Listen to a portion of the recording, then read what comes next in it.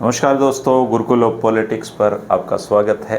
मैं हूं आपका दोस्त रविंद्र कुमारी और हमारे साथ मौजूद हैं हम सब के प्रिय डॉक्टर सतीश त्यागी जी। नमस्कार दोस्तों, हमारे देश की कितनी अच्छी बात है।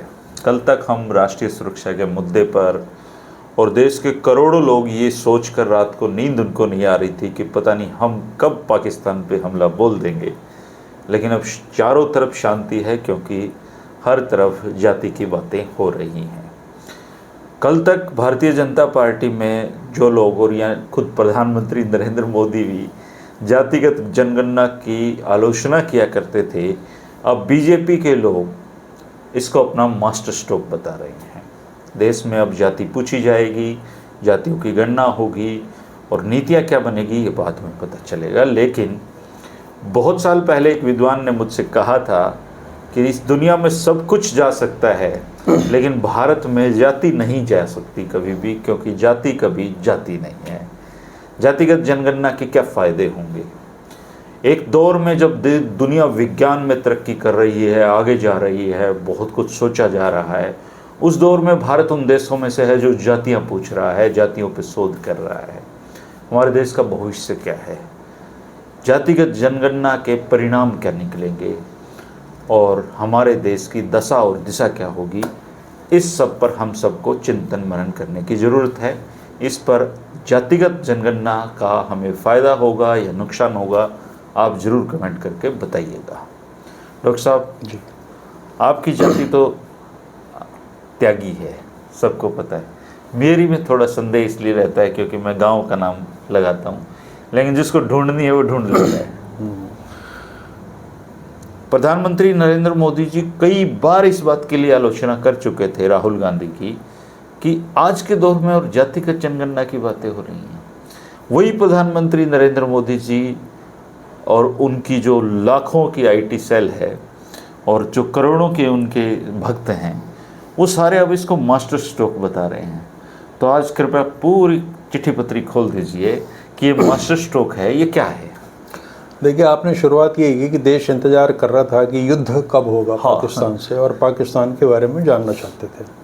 तो पाकिस्तान से अभी तक हमारे 3-4 युद्ध हुए हैं, लेकिन ये जो युद्ध है ना जातियों का, ये तो सनातन चला रहा है, स्थायी फीचर है। हमारे यहाँ जातियों का युद्ध लगातार चलता ही रहता है ना। और जाति आपने पूछा, इतना गंभीर विषय ये कि मैं ये कहता हूँ कि चलो करा लो जनगणना, निपटो इस काम से। वैसे भी आपने को बहुत महत्वपूर्ण काम तो करने नहीं है, ये कर लो भाई। विज्ञान ने प्रगति करनी है या आर्थिक रूप से तरक्की करनी, वो जिम्मेवारी तो हमने और देशों को दे रखी है, वो कर रहे हैं टेक्नोलॉजी में, साइंस में।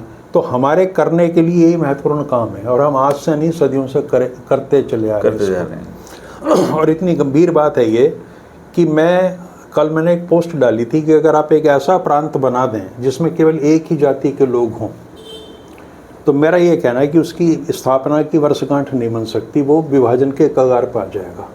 चूँकि तब लड़ने के आधार कुछ और हो जाएंगे, गोत्रों के आधार आ जाएंगे या और तरह के, चूँकि विभाजन मनुष्य की प्रवृत्ति है, प्रकृति है, ठीक है ना। अब ये अगर गलत प्रवृत्ति है तो आपको मनुष्य का फर्ज ये बनता है कि इस पर वो विजय पाए, इसको कंटिन्यू ना करे। अगर जाति को हम ये मान लेंगे कि एक सार्वजनिक मतलब सामाजिक बुराई है और हमें इससे मुक्ति पानी है, तो जिस दिन हम ये संकल्प करेंगे, सोचेंगे, उस दिन ये 50% खत्म हो जाएगी। पर ये करे कौन? कोई नहीं करेगा। लेकिन ये नहीं जाने वाली, और इसका जो राजनीतिक दोहन लोग जो हमारी व्यवस्थाएं करती हैं, उससे वो और भी मजबूत हो जाती है। जिस जाति या गणना का विरोध अभी भाजपा कर रही थी, इस देश में पहले प्रधानमंत्री नरेंद्र मोदी हुए जिन्होंने सार्वजनिक रूप से अपनी जाति बताई। उन्होंने कहा कि मैं पिछड़ा हूँ, मैं ओबीसी हूँ, ठीक है ना। कांग्रेस के लोग मुझे मान सकते हैं ओबीसी की वजह से। तो उन्होंने पहली बार अपनी जाति बताई। जहाँ तक उनके प्रतिद्वंदी नेहरू की बात है, तो उन पर तो अनुराग ठाकुर ने कह दिया कि जिसकी जात नहीं पता उसकी क्या जात होगी। तो इस मतलब उससे कम से कम कलंक से नेहरू परिवार को आपको मुक्त करना पड़ेगा। चूँकि भाजपा ये मानती कि ना तो वो हिंदू हैं, ना उनको कोई जात है। नहीं, अब तो वो भी जनगणना में अपनी जाति तो दर्ज करा ही देंगे। हाँ, तो अब ये मुद्दा कहाँ से शुरू हुआ है? काशीराम जी जब भारतीय राजनीति में आए तो उन्होंने एक नारा दिया 85-15 का। अच्छा। तो 85 में जिन लोगों की गणना करते थे उसमें दलित थे, पिछड़े थे, अल्पसंख्यक थे, और 15% में वो सवर्ण जातियों को, जो द्विज जातियां हैं जो जनेऊ धारण करती हैं, जिन्हें जनेऊ धारण करने का अधिकार है, उनको लिया। तो मोटा मोटा ये था, उनका अध्ययन ये बताता था, उनकी समझ ये बता रही थी कि ये 85 और 15 की लड़ाई है। यानी 15% लोगों ने देश के आर्थिक और सामाजिक संसाधनों पर कब्जा किया हुआ है, वे शोषक की भूमिका में है, और 85% लोगों को उन्होंने विपन्न रखा हुआ है और उनका वो शोषण कर रहे हैं। तो 85-15 का एक फार्मूला आया था, और उस समय हम लोग भी जवान हो रहे थे, तो हमें ये चीज़ें अपील करती थी। बेशक हम 15% में थे, लेकिन हमें नया था ना फॉर्मूला। हाँ, लेकिन उससे पहले भी 60 के दशक में ये नारा हुआ है। नारा हुआ, एक बाबू जगदेव कुशवाहा थे बिहार में, और वो थे कुशवाहा जाति के थे, तो पिछड़ों में उन्होंने सबसे पहले ये शुरुआत की थी। उन्होंने ये कहा था कि हम 90% हैं, यानी जो एक्सप्लॉयटेड शोषित लोग हैं वो 90% हैं, और 10% लोग हम पे राज कर रहे हैं। और उन्होंने तरह तरह के नारे उनमें से दिए थे, और वो नारे बड़े लोकप्रिय हुए थे, और उसका नतीजा ये हुआ था, उस आप हादसा मान लीजिए क्या, कि उनका कत्ल हुआ, उनको गोली लगी गर्दन में, एक जुलूस का नेतृत्व करते हुए, और मर गए। वो पहले व्यक्ति थे भारतवर्ष में जो इस मुद्दे को उन्होंने उठाया, 90 और 10 का फार्मूला दिया, और इसके लिए लगातार वो संघर्ष करते रहे। बिहार के अनेक कस्बों में, शहरों में उनकी प्रतिमाएं हैं, और उसी धारा से ये लोग निकले हैं, लालू, नीतीश वगैरह सारे के सारे।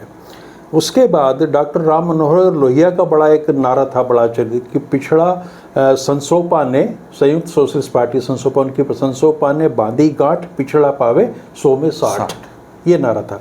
तो लोहिया ये मानते थे कि 60% लोग, 100 में से 60 वो लोग हैं जो पिछड़े हैं, बैकवर्ड हैं, आर्थिक रूप से, सामाजिक रूप से, शैक्षणिक रूप से, तो वो हैं। और यही अपने जो बाबू जगदेव थे, उनका ये नारा था। तो बिहार में और उत्तर प्रदेश में ये बहुत बड़े जन आंदोलन, बिहार मतलब जातिगत आंदोलन का एक प्रमुख केंद्र रहा है शुरू से, और वहाँ शोषण भी ज़्यादा रहा है। आज भी स्थिति यही है।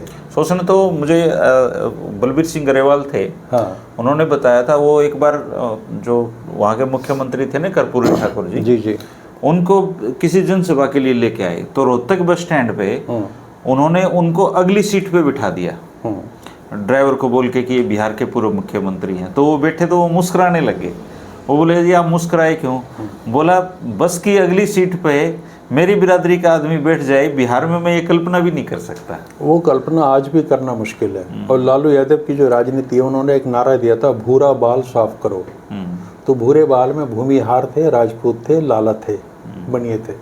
तो 15% की लड़ाई में वो भी उनके खिलाफ थे, और इसी आधार पे जातियों का ध्रुवीकरण सारा होता रहा है ना। तो पिछड़ी जातियां आमतौर पे, जो एक दौर था कि जब कांग्रेस ही सबका नेतृत्व कर लेती थी, पिछड़े, दलित, सब सारे अगड़े, सब कहते थे हाथी के पाँव में सबका पाँव, है ना। हाँ, लेकिन धीरे धीरे समाज में चेतना आई और लोगों को ये लगा कि हमें हमारी जाति की वजह से, या जो हमारी एक जो वर्ग है हमारा, उसकी वजह से हमें बहुत सारे कष्ट उठाने पड़ रहे हैं। तो दलितों का तो उत्थान हो गया था, पहले देश की आज़ादी के साथ ही हो गया था कि भाई 20-22% है, इतना दे दो।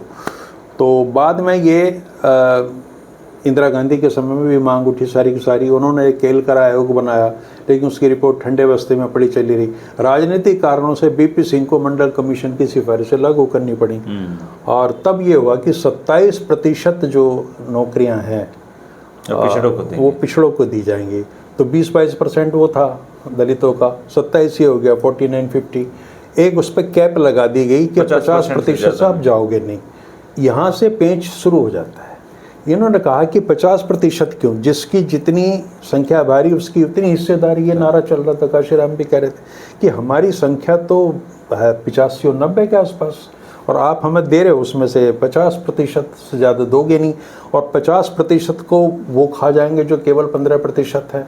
तो सामाजिक ये जो उथल पुथल हो रही है ना, ये आज से तो हो नहीं रही, 50-60 साल हो गए इसको लगातार।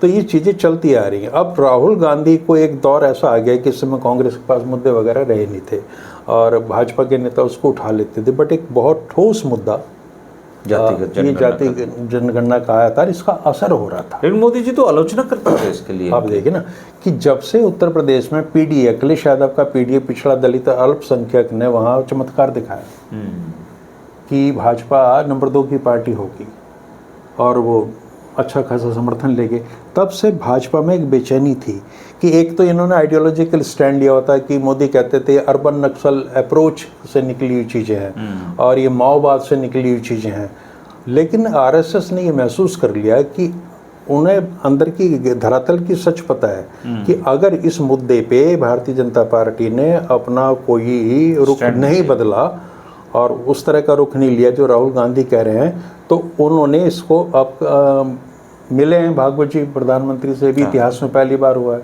कि संघ प्रमुख आए हों और प्रधानमंत्री से मिले हों। तो तभी आशंका व्यक्त की जा रही थी कि शायद वो ये कहने आए कि जी मैंने पहले कभी बताया था, उन्होंने कहा था कि 3 से 6 महीने लग जाते हैं भारतीय सेना को तैयार होने में, लेकिन आरएसएस के लोग जो हैं वो 24-36 घंटे में तैयार हो जाते हैं। तो मेरी सेना तैयार है, कर दो। हाँ, तो लग ये रहा था कि वो उनको ये कहना है कि आप घबराओ मत और छुपो मत, देश के सामने आ जाओ। आरएसएस की जो सेना है उसके सारे सैनिकों से मेरी बातचीत हो गई है और वो सब सीमा पे जाने के लिए तैयार हैं और वो मुकाबला करेंगे। तो अब ऐसा यही होगा और तो क्या वजह है ना। मुझे कुछ वीडियो याद आ जाता है। और उसके बाद में कैबिनेट की जो पॉलिटिकल अफेयर्स की मीटिंग है वो हुई, तो तब ये लगा कि भाई अब शायद अब बिल्कुल घोषणा ही बाकी है। और उससे पहले भी आपने ध्यान दिया होगा, उन्होंने कहा कि मैंने सेना को फ्री हैंड दे दिया है। तो लग ये रहा था कि किसी भी समय अब हमें ये सूचना मिलेगी कि पाक अधिकृत जो कश्मीर है उसमें हमारी सेनाएं घुस गई हैं वगैरह वगैरह। अब हुआ एकदम उल्टा, लोग विस्मित कि क्या हुआ। असल में मोहन भागवत प्रधानमंत्री को ये जो नज़ाकत है, नाजुकी है इस मसले की, जातीय जनगणना की, ये समझा के आए कि भैया युद्ध वगैरह तो होते रहेंगे, कोई बड़ी बात नहीं है, आपने फ्री हैंड दे दिया, अब सेना जाने। ऐसा भी भारत के इतिहास में पहली बार होगा कि सेना पूछेगी नहीं प्रधानमंत्री से। न्यूक्लियर स्टेट है, ऐसा पहली बार ही हुआ होगा जब सेना को कह रखा था कि तुमने कुछ नहीं करना। हाँ, और न्यूक्लियर स्टेट है और वहाँ प्रधानमंत्री कुछ नहीं कहेगा, उनको अधिकार दे दिए। तो लोगों को पहले क्या मान रखे थे जी उनके अधिकार? पता नहीं, देना ही पड़ेगा। जब आप एक बार युद्ध की घोषणा कर दोगे तो आप ये तय थोड़ी करोगे कि गोलियां इधर चलेगी उधर चलेगी, है ना। युद्ध का फोर्ड लेकिन ये देखिए, आप ये देखिए हमारे पास आज एक ऐसा प्रधानमंत्री है जिसकी तकनीकी विशेषज्ञता इतनी है कि वो लोगों को, जनरल्स को ही समझा सकते हैं कि राडार कब काम नहीं करेगा। तो उनका तो 24 घंटे युद्ध क्षेत्र में रहना जरूरी था, है ना। तो अब भागवत जी ने आके खेल बिगाड़ दिया। पता चला कि 1.5 घंटे वो ये समझा रहे थे, भैया अगला चुनाव अगर जीतना है तो या भारतीय जनता पार्टी को अपना अस्तित्व बरकरार रखना है तो मेरी फील्ड की रिपोर्ट ये है, जो मेरे युद्ध काल के जो सैनिक हैं उन्होंने ये कहा है कि युद्ध तो होते रहेंगे, लेकिन अगर इस मसले पर आपने कुछ करा तो हालात ख़राब हो जाएंगे। इसलिए वो मोदी जो कभी राहुल गांधी का नाम भी सुनने के लिए तैयार नहीं है, उनके एजेंडा को उन्होंने लागू कर दिया। अब क्या करें, अब फेस सेविंग है। अब सदन में जिस समय गोपीनाथ मुंडे बोल रहे हैं उस समय की वीडियो निकाली जा रही हैं और ये कहा जा रहा है कि ये तो असल में हमारा ही मुद्दा था वगैरह वगैरह, लेकिन अब इन चीज़ों को असर पड़ने वाला नहीं है। राहुल कहानी क्या है, आप अतीत में क्रेडिट ले चुके हैं इसका। क्रेडिट इसलिए ले लिया कि पिछले साल, 1.5 साल या 2 साल से लगातार इस मुद्दे को वो, जबकि खास बात यह कि कांग्रेस में उनका साथ देने वाला कोई नहीं था। हाँ, बिल्कुल नहीं है। वो लगातार कंसिस्टेंटली इस चीज़ पे अड़े रहे हैं कि ये होगा, तो अब उनको क्रेडिट तो देना पड़ेगा, लेकिन भारतीय जनता पार्टी क्रेडिट दे के तैयार नहीं है। एक और बड़ी समस्या ये है कि आप देखेंगे कहीं आपको जॉर्ज फर्नांडिस का एक वो वीडियो मिल जाएगा, तो वो कहते हैं कि अडवाणी ने मुझसे ये कहा कि जब हमने मंडल कमीशन लागू किया तो अडवाणी ने जॉर्ज को ये कहा जो वो कह रहे हैं कि अब तुमने हमें मजबूर कर दिया, हमारे पास कोई विकल्प नहीं है, तुम्हारे इस मंडल कमीशन का विरोध करने के लिए हमें कमंडल उठाना पड़ेगा। तो भारतीय जनता पार्टी मूल रूप से आरक्षण के खिलाफ है, सब जानते हैं। पिछड़ों को जो आरक्षण मिला उसके तो कतई खिलाफ है, लेकिन अब उन्हें ये लगा कि राम मंदिर, पिछड़े तो बीजेपी के साथ ही हिंदुत्व, वही मैं कह रहा हूँ, हिंदुत्व के मुद्दे पे जिस तरीके से पिछड़ी जातियों का समर्थन उन्हें मिला, और पिछड़ी जातियाँ भी वो जो गैर दबंग पिछड़े हैं, अब उनके ये लगा कि अब तुम्हारा ये नैतिक कर्तव्य है और इनको अपने पाले में हमेशा के रखने के लिए ज़रूरी है कि हम इनको इनका शेयर दे दें, है ना। अब अभी हुआ था, नीतीश कुमार ने करा था बिहार में, तो वहाँ की जो रिपोर्ट है वो कहते हैं कि 84% पिछड़े हैं वहाँ पे, पिछड़े और ये आरक्षित वर्ग हैं। तो अब ये आपको 27 से ये सीमा बढ़ानी पड़ेगी आगे, वो जो 50% का उसको तोड़ना पड़ेगा। तो इस समय ओबीसी वर्ग को अपने साथ बनाए रखने के लिए ठीक है, और ये दिखाने के लिए कि ना केवल आज बल्कि हम तो शुरू से इस चीज़ के पक्षधर हैं, ये सारी की सारी इसको मास्टर स्ट्रोक के रूप में प्रचारित किया जा रहा है। और जो लोग सोशल मीडिया पे इन चीज़ों को फैला रहे हैं, आप ये देखना उन्हें कुछ नहीं पता, उनके पास एक मटेरियल आ रहा है, रात दिन उसका प्रोडक्शन हो रहा है, ये दो ये दो ये दो ये, तो उसको वो लगे पड़े हैं सारे के सारे, है ना। तो ये कहानी इसकी सारी है, ओबीसीज को अपने पक्ष में बनाए रखने के लिए सारी चीज़ें हैं। ये भी कहा जा रहा है कि पाकिस्तान के साथ जो युद्ध वाला माहौल बन रहा था उससे ध्यान हटाने के लिए भी भास्कर ने भी लिखा है आज ही, और क्रेडिट लेने के भी होड़ है। लेकिन अब राहुल गांधी ने बहुत बुनियादी प्रश्न ही उठाए। उन्होंने ये कहा कि आप इतना बड़ा प्रोजेक्ट ला रहे हो कास्ट सेंसस का, आपका बजट में क्या प्रावधान है, क्योंकि इसमें पैसा लगेगा, है ना। दूसरे, आप इसकी मॉनिटरिंग हम करेंगे, आपको एक डेट देनी पड़ेगी कब से कब तक ये चीज़ें चलेंगी। तो जैसे महिला आरक्षण पे इन्होंने एक दिन बैठे और कर दिया पास, होना जाना कुछ नहीं है। तो अगर 2027 तक ये होनी है जनगणना, तो उसके बाद में आपका परिसीमन होगा, और परिसीमन के उसी आधार पे फिर आपका आरक्षण होगा। तो इसमें राहुल गांधी को ये कहना है, राहुल गांधी का, कि मुझे इसमें गंभीरता नहीं लग रही, मुझे ये लग रहा है कि एक चाल चली है भाजपा ने अपना आधार बचाने के लिए।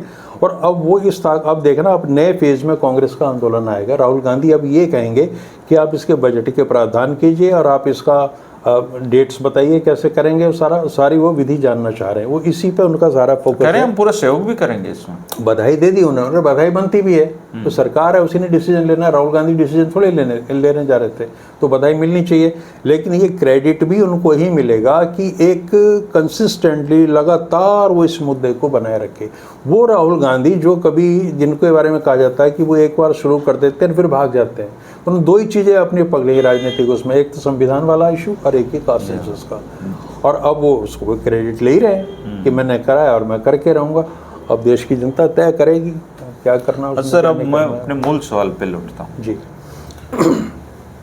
इस पूरे देश में केवल एक नेता ऐसे थे जो भारत का जातीय विभाजन तोड़ना चाहते थे, और वो आपके उत्तर प्रदेश से आते थे, चौधरी चरण सिंह जी।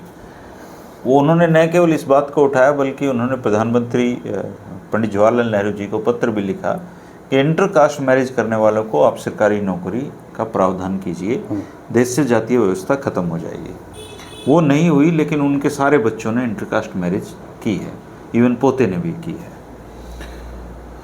इसके अलावा तो सब लोगों ने जातीय राजनीति ही की है। कितने मतलब भारत में बड़े बड़े पॉलिटिशियन होकर जा चुके हैं, लेकिन जातीय राजनीति के चलते क्या भारत तरक्की कर पाएगा जी?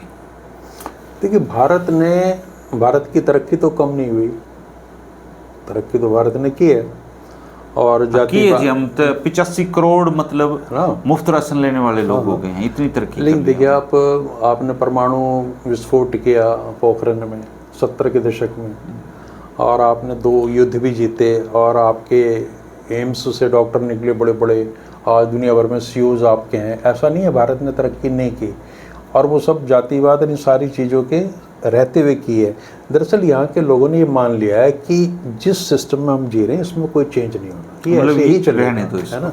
तो इसके बरकरार रहते हुए हमने कैसे तरक्की करनी है, वो वाली बात है। किसी ने साइंटिस्ट बनना तो वो बनेगा, वो सारा का सारा माहौल इस देश में है। अब जहाँ तक बात आपने जिक्र किया चौधरी चरण सिंह जी का, होता क्या है कि नेता आम तौर पे जाति की राजनीति नहीं करना चाहते हैं, क्योंकि उन्हें सबके वोट चाहिए, है ना। ये जातियां हैं जो अपने नेताओं को फोर्स करती हैं कि हमारी राजनीति करो। ये उल्टा काम हो रहा है। और नेता ना चाहते हुए भी उसे लग रहा है कि भैया ये ध्रुवीकरण नहीं होगा, उसका नुकसान वो देख रहे हैं। जैसे हरियाणा में कितने साल बंसीलाल जी मुख्यमंत्री रहे, हाँ, कभी उन्होंने कास्ट की पॉलिटिक्स ही नहीं की। वो दौर एक और था। तो इसमें कास्ट की पॉलिटिक्स में मैं कहता हूँ, देखो ये जाने वाली चीज़ है नहीं। अगर हम बिना मतलब होप अगेंस्ट होप कर रहे हैं, कभी नहीं जाएगी, ये नहीं जाएगी, ये जाति कभी नहीं जाएगी। हाँ, ये जानी भी नहीं है। और ये कितने गंभीर स्तर पे आप सोच के देखेगा कि हमें ये लगता है कि जाति के अंदर विरोध नहीं है। अब जैसा आपने मेरी जाति का जिक्र किया, त्यागी, तो हम ये कहते हैं कि जी हम चूँकि जाति के साथ ना एक श्रेष्ठता का बोध होता है कि हम सबसे ऊपर हैं। त्यागी कम्युनिटी में जो दूसरे ब्राह्मण हैं वो ये कहते हैं कि त्यागी भी ब्राह्मण होते हैं। तो भी पे वो बहुत फोकस लगाते वो हैं। आपको फिर ब्राह्मणों के बराबर खड़ा कर दिया जाता है ना, ये हाँ, बात है। मतलब भी लगते ही ये लगता है। और त्यागी कम्युनिटी के लोग इस चीज़ को बड़ा बुरा मानते हैं। वो कहते हैं कि तुम, वो उन्हीं शब्दों का प्रयोग करते हैं जो और जातियाँ करती फिर उनके लिए, कि तुम तो मांगने खाने वाले ब्राह्मण, त्यागी तो याचक ब्राह्मण है, भूमिहार ब्राह्मण है, हम शस्त्र तुमसे भी से और श्रेष्ठ हैं। शास्त्र से उनका आता है, वो तो सीधे परशुराम की संतान है, ठीक है, और हम मांग के नहीं खाते, हम पुरुषार्थ हैं, वगैरह वगैरह सारी चीज़ें होंगी। तो वहाँ भी सिस्टम चल रहा है। और विद इन त्यागी कम्युनिटी, और हर कम्युनिटीज में है, वहाँ भी एक डिवीजन पहले जैसे एससी एक शब्द है सर, हाँ, अनुसूचित जाति। पहले अनुसूचित जाति में सारी जातियां जो शामिल थी वो भी सबको आरक्षण का प्रावधान। अब जैसे अब उनमें भी SC A SC B, और वो आपस में लड़वा दिया उनको जी। हाँ, तो ये तो चलेगा। अब आप ये अब देखिए, जैसे हरियाणा में 35-1 कर दिया, 35 बनाम 1, और बीजेपी के ही वो थे सांसद देखिए उस कुछ समय। जातियां तो ये हैं जो कह रही हैं कि हमें शेड्यूल कास्ट में हमारा डाल दिया जाए। तो schedule caste is not a caste, ऐसी बैकवर्ड को कास्ट थोड़ी, ये तो ग्रुप है। ग्रुप है जी। और कुछ जातियां बेचैन है कि उनको OBC में ले लिया जाए। तो वो इसलिए बेचैन नहीं है, उनके जो रोजी रोटी के मसले हैं ना, रोजगार के, वो जुड़े हैं, वो इसलिए कह रहे हैं। अगर रोजगार जाति से तो उनकी वही आरक्षण का कोई वो ना हो तो फिर कोई ना ले। जाति तो उनकी रहेगी। धर्मेंद्र जी, जो कुछ वर्षों पहले जब ये सारी चीज़ें नहीं थी, तो एक प्रोसेस होता है संस्कृतिकरण का, संस्कृताइज करना चीज़ों को। तो उसमें क्या करता था, कुछ जातियाँ अपने से बड़ी जातियाँ जिनको वो मानते थे, उनकी जीवन शैली को अपनाती थी और उसी तरह की वो हरकतें करते थे, वही उत्सव मनाना, वही उस तरह के धार्मिक कर्मकांड। और वो फिर अपने आप को, आपने देखा होगा सारे चंद्रवंशी, सूर्यवंशी बताते हैं अपने आप को। जी। तो सारा फोकस ये था कि तो उस समय आर्थिक मसले इतने ज़्यादा थे नहीं, संसाधनों की लड़ाई नहीं थी। तो कहते भी हमें ना आप सूर्यवंशी या चंद्रवंशी मान लो, हम भी क्षत्रिय हैं, लेकिन जिन्होंने मानना है वो तो क्यों मानेंगे ना, नहीं मानते जी। तो होता क्या है कि आपके पास अपनी अस्मिता के लिए दे लेके एक चीज़, ये जाति बची हुई है। अच्छा, वो कहते हैं कि जाति, अगर आप कोई आदमी मान लिया तथा कथित निम्न जाति का है, लेकिन वो बहुत बड़ा अफसर है, IAS है, तो फिर उसकी जाति नहीं देखी जाती। फिर बड़ी से बड़ी जाति के लोग भी जो हैं अपनी बच्चियों की शादी करने में वहाँ नहीं झिझकेंगे, ठीक है ना। तो इसका मतलब ये है कि कहीं जाति, अगर किसी भी छोटी जाति का व्यक्ति आर्थिक रूप से बहुत संपन्न है, तो ये मसला वहाँ हट जाता है। तो कहीं गहराई में जाके कोई और चीज़ भी मैटर करती है। वही इंटरकास्ट मैरिज है जी, अस्वीकार हो जाएगी अगर लड़का सामान्य है, कुछ खास नहीं करता तो चौधरी चरण है, और अगर वही IPS हो तो फिर स्वीकार हो चौधरी चरण जाएगी। सिंह यही कहते थे कि जो लोग अंतरजातीय अरेंज्ड मैरिज कर रहे हैं, लव मैरिज की बात नहीं थी वहाँ, और इसका मतलब वो जाति के बंधन को तोड़ रहे हैं, तो आप उनको स्पेस दीजिए कि आगे तरह। उनका कहना सही था। लेकिन नेहरू क्या, नेहरू बहुत ज़्यादा लेफ्टिस्ट होते हुए, लिबरल होते हुए भी भारत के समाज के बारे में उनकी धारणा ये थी कि इसको अचानक आप छेड़ोगे तो परेशानी खड़ी हो जाएगी। वो रेडिकल नहीं थे, धीरे धीरे वो परिवर्तन चाहते थे। जैसे जमींदारी का उन्मूलन हुआ, चौधरी चरण सिंह तो सहयोगी रहे उनकी उन चीज़ों में। तो नेहरू की अप्रोच कुछ उस तरह की थी। दो उसमें हुआ जी जमीन का बंदोबस्त, एक जम्मू कश्मीर में और दूसरा चौधरी चरण सिंह ने उत्तर प्रदेश में। उत्तर प्रदेश में क्या, ये भारत में आज तक का मतलब रिकॉर्ड है। धीरे धीरे चीज़ें टूट रही हैं। एक दौर था 50-60 साल पहले, आप अंतरजातीय प्रेम विवाह की तो कल्पना नहीं कर सकते थे, लेकिन अब उनकी एक्सेप्टेंस बढ़ रही है। शहरी क्षेत्रों में एक जो सिस्टम था डिवीज़न का, वो अब बदल रहा है। अब बैंक मैनेजर किसी भी कास्ट का हो, वो अपनी बेटी की शादी दूसरी बैंक मैनेजर की बेटी से कर देगा। शहरों में तो ये शुरुआत हो चुकी है। तो जब पूरा देश अर्बेनाइज्ड हो जाएगा एक तरीके से, तो बदल जाएंगे सारी तो चीज़ें बदलेंगी। लेकिन समय लगेगा। एकदम से हम अगर ये उम्मीद करें कि ये सब कुछ हो जाएगा तो ये संभव नहीं है। एक छोटा सा एक कहते हैं वो रैपिड फायर वाला क्वेश्चन है ये जी। इसका फायदा बीजेपी को मिलेगा? बीजेपी को फायदा ये मिलेगा कि जो OBC तबका उसके साथ जुड़ा है, उसको ये लगेगा कि इस मुद्दे पे भी वो थोड़ा सा बिखराव हो रहा था उनमें, वो उस प्रभाव को रोक देगी भारतीय जनता पार्टी काफ़ी हद तक। और कांग्रेस को इसका कुछ फायदा? कांग्रेस को इसका फायदा शायद सीधे ना मिलेगा, क्योंकि लड़ाई इसके लाभ होने हैं यूपी और बिहार में, लेकिन जो इनके पार्टनर हैं, चाहे अखिलेश यादव हो या तेजस्वी, उनको निश्चित रूप से लाभ मिलेगा। दोस्तों, जाति की कहानी 1 घंटे में नहीं सुनाई जा सकती। जाति कहानी 1 साल तक आप लगातार 1 घंटे सुनाते रहो तब भी नहीं ख़त्म हो सकती। भारत में जाति का जो जड़ें हैं वो बहुत ही गहरी से जुड़े हुए हैं और उन जड़ों में खाद पानी देना भारतीय राजनीति की मजबूरी है, ये अनिवार्य सत्य है। लेकिन जैसा यू टर्न हमारे प्रधानमंत्री मोदी जी लेते हैं और अपने भक्तों को दिलवाते हैं, क्योंकि कुछ दिन पहले ही ऑफिशियल साइट पे बीजेपी लिख रही थी धर्म पूछा जाति नहीं, अब वही लोग जाति पूछेंगे। एक सुखद स्थिति है, वो बहुत व्यापक दृष्टिकोण में अपनाऊं, बहुत उदारवादी, तो मुझे लगता है भारतीय जनता पार्टी ने ये जो स्टैंड लिया है ये भारत के हित में इसलिए है कि वो पार्टी जो अब समझौता करना सीख गई है और भारतीय समाज की जिसको ये गाली देते लिबरल हो गए हैं, स्वीकार कर रही हैं उन चीज़ों को लिए। और मुझे लगता है कि आने वाले वर्षों में किसी दिन ये भी होगा कि अल्पसंख्यकों का आरक्षण बढ़ाया जाए या उनके बारे में पॉजिटिव चीज़ें होनी शुरू हो जाएंगी। तो ये हमारे देश की जो अंतर्निहित शक्ति है वो किसी भी राजनीतिक दल को अतिवादी नहीं होने देती और उसके बाद में उसके असर आने शुरू हो जाते हैं। भारत में कुछ ऐसे धर्म भी हैं जी जहाँ वो धर्म स्वीकार करने के बाद आपकी जाति मिट जाती है, उनका क्या होगा? उन धर्मों की भी ये भी अजीब स्थिति है। जैसे सिख धर्म में नहीं ये चीज़ है, लेकिन आप देखिए वहाँ बिल्कुल साफ है बंटवारा, और जैन धर्म में भी है और यहाँ तो बुद्धिस्टों में भी है। तो हमारा ये कहना है कि यहाँ धर्म कोई भी आ जाए वो हमारे रंग में रंग जाएगा। इस्लाम रंग गया है तो हाँ, यहाँ भी बड़े और छोटे का विभाजन हुआ, इस्लाम में भी है। और यहाँ कोई ऐसा धर्म नहीं जो यहाँ यहूदी भी आए, यहाँ पर्शियन भी आए हैं, यहाँ पे भारतीय सभ्यता उनको अपने हिसाब से रंग लेती है। हाँ, तो उस चीज़ को देख के कभी कभी लगता है कि शायद अगर और धर्म के लोग भी अपना रहे हैं जो धर्म यहाँ नहीं उपजे, तो उनको लगता है कि शायद ये कोई बहुत अच्छी चीज़ है जिसे बाहर के लोग भी अपना रहे हैं। उनको लग रहा है अगर भारतीय होना है तो आपको जातीय होना पड़ेगा, इसके अलावा कोई विकल्प है नहीं। और यहाँ सीधे धर्मेंद्र जी मज़े की बात है, जब आपको कोई व्यक्ति सामने मिलता है तो जब तक आप उसका पूरा नाम नहीं पूछ लें, अगर उसने सिर्फ नाम बताया तो उससे हमारी तसल्ली नहीं होती। तो हम पूछते हैं भाई क्या आगे क्या, और उससे कोई समस्या हल नहीं होने वाली।